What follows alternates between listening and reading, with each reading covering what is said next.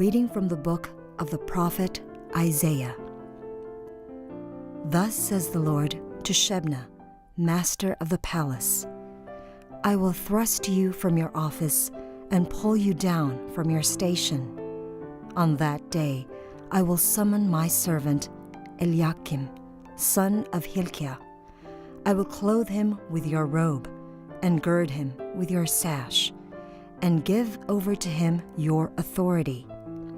He shall be a father to the inhabitants of Jerusalem and to the house of Judah. I will place the key of the house of David on Eliakim's shoulder. When he opens, no one shall shut. When he shuts, no one shall open.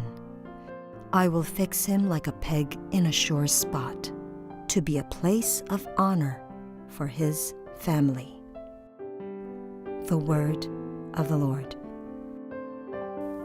Our first reading for this Sunday comes from the prophet Isaiah.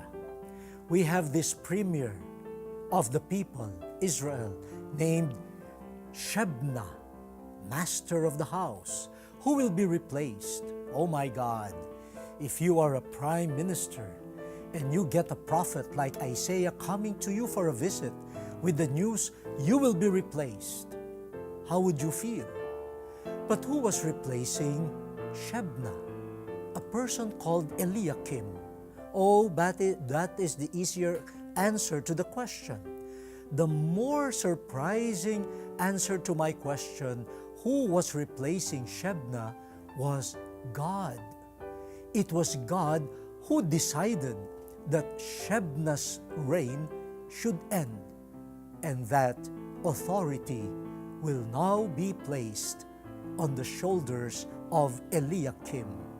Now, I said this is surprising that God should intervene in who would be the premier of His people.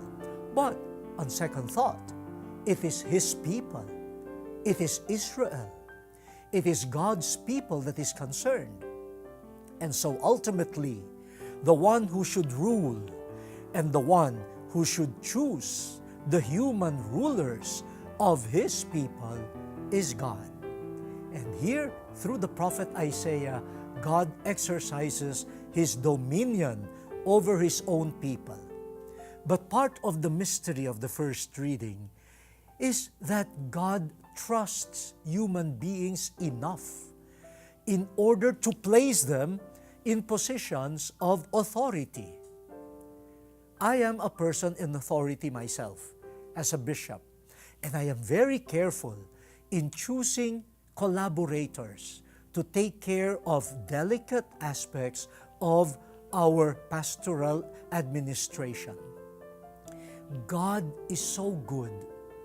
God trusts in human beings made of dust, people who are weak, people who are sinful, to manage His household. And the way God spoke through the prophet Isaiah of the role of Eliakim reminds us of the authority that God mysteriously bestows on Eliakim.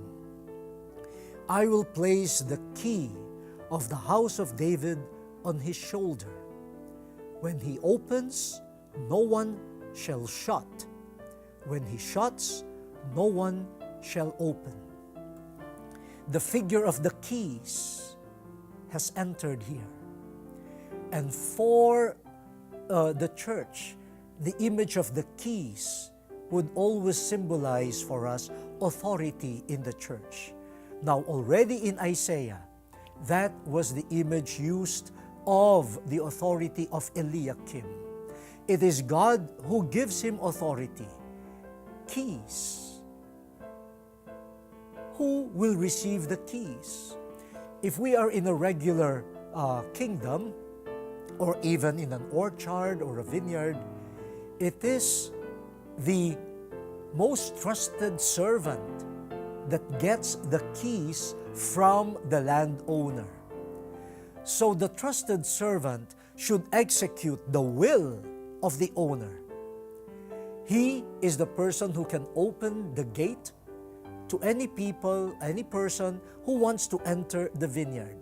And he should make sure that the door is locked at the proper time. And he does this. He does all of this with the authority of the owner. We are before here a great mystery. God's tremendous trust in human beings. But at the same time, we have before our very eyes something that is frightening. How can human beings, how can we, in our limitation, weaknesses, and in our sinfulness, approximate the mind of God? How can we administer the goods of the earth and of society according to the mind of God?